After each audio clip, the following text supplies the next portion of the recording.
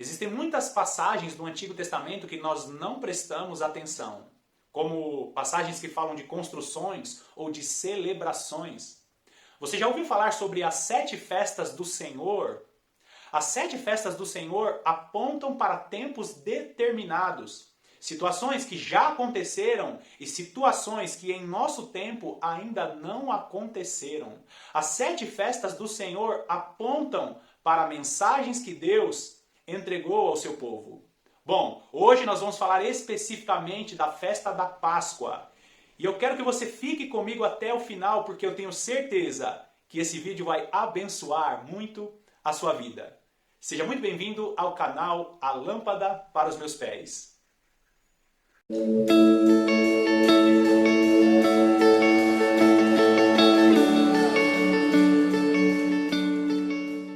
A palavra de Deus nos aponta que existiam 3 santas convocações, e eram estas: a festa dos pães asmos, a festa da ceifa ou festa das semanas, e também a festa das colheitas ou festa das cabanas.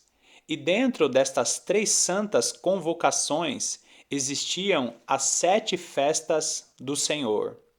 E as 7 festas do Senhor apontam para a primeira e a segunda vinda do nosso Senhor Jesus Cristo.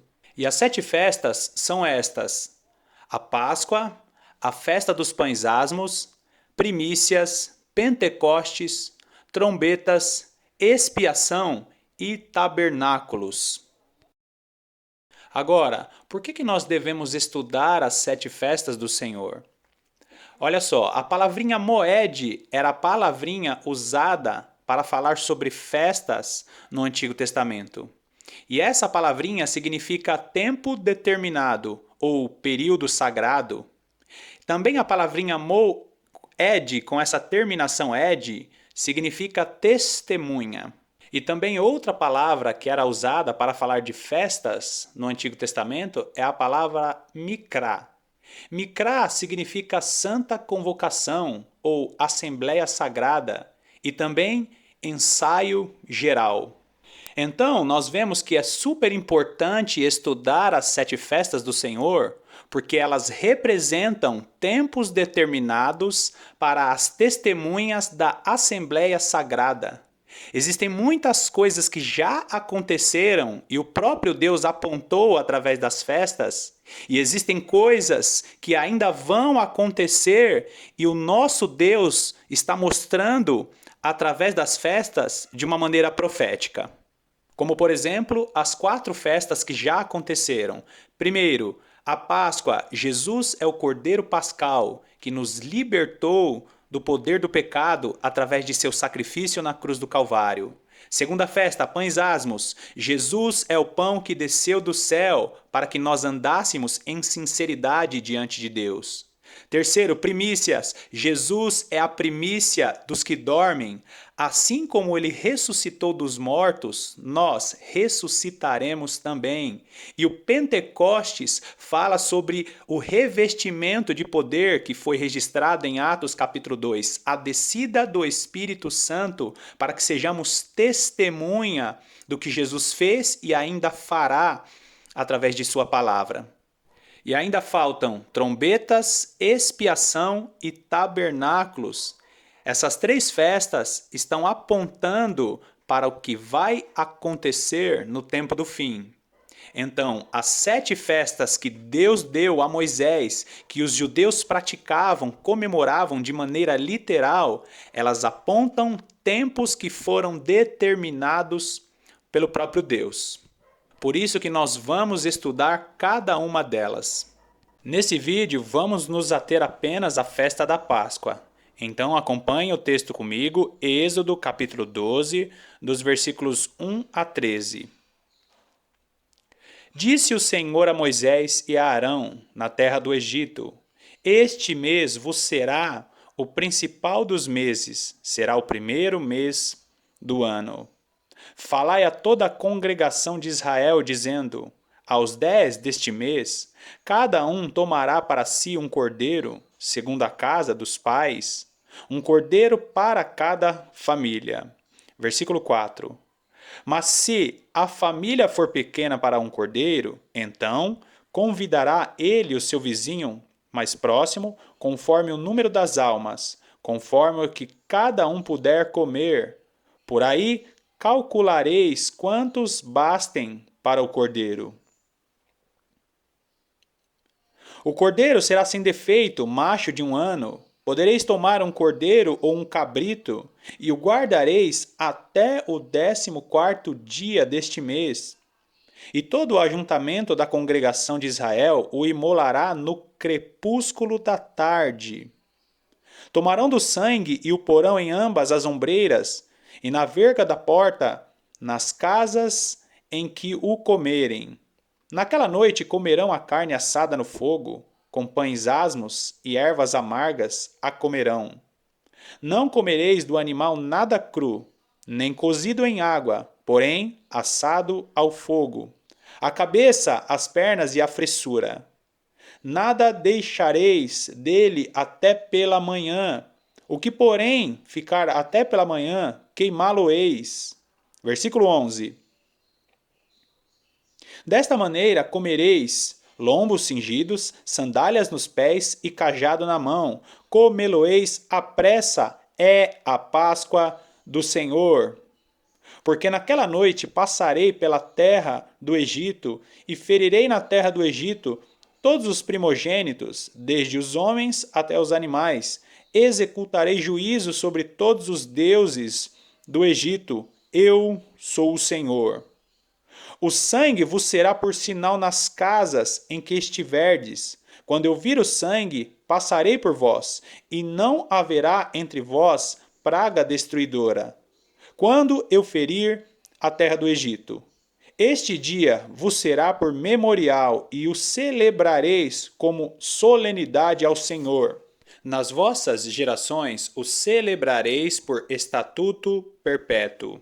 Então nós vimos aqui que a Páscoa ela deveria ser celebrada no 14º dia do primeiro mês, e que toda a congregação deveria se reunir no crepúsculo da tarde. E eles sacrificariam um cordeiro, macho e sem defeito. E o sangue do cordeiro deveria ser passado nos umbrais e nas vergas das portas, para que o juízo que ia recair sobre toda a terra do Egito não atingisse os israelitas que tinham aliança com Deus. Pois o próprio Deus disse que enviaria o anjo da morte e que todo primogênito do Egito, desde o filho de Faraó que estava no palácio até os primogênitos dos animais, morreriam. É por isso que Páscoa, no original hebraico, é a palavrinha Pesach, que significa passagem. Porque o povo de Israel passou da escravidão para a liberdade. E o anjo da morte passou por cima das casas de todos aqueles que tinham o sangue, a marca do cordeiro, nos umbrais e nas vergas das portas. Agora, vamos ver alguns detalhes importantes a respeito da celebração da Páscoa. Primeira coisa, somente aqueles que eram circuncidados poderiam participar da celebração da Páscoa. E isso também valia para estrangeiros. Somente poderiam participar da Páscoa aqueles que tinham aliança com Deus. Outros detalhes importantes nós vamos encontrar em Êxodo capítulo 12, no versículo 46, que diz: O cordeiro há de ser comido numa só casa, da sua carne não levareis fora da casa, nem lhe quebrareis osso nenhum. Aqui nós vemos a primeira parte que fala que o cordeiro ele deve ser comido em uma só casa e da sua carne não levareis fora da casa. E aqui nós vemos que é uma simbologia daqueles que se relacionam com Deus. Porque para você participar da Páscoa nos dias de hoje, você precisa trazer o cordeiro para dentro da sua casa. E eu vou mais a fundo ainda, você precisa trazer o cordeiro para o mais íntimo do coração. Somente aqueles que são íntimos nós devemos trazer para a nossa casa. E é assim com Deus também. Nós devemos trazer o nosso Deus, o Cordeiro Pascal, para o mais íntimo do nosso coração. E a segunda parte do versículo diz: Nem lhe quebrareis osso nenhum. E aqui é uma clara referência ao Cordeiro que viria muito tempo depois. Olha só o que diz João capítulo 19, no versículo 36. E isto aconteceu para se cumprir a Escritura: nenhum dos seus ossos será quebrado. Aqui o apóstolo João está fazendo uma referência aos Salmos, capítulo de número 34 e o versículo 20, que está falando do Messias que viria, morreria na cruz do Calvário e seria o Cordeiro de Deus para a remissão dos pecados da humanidade.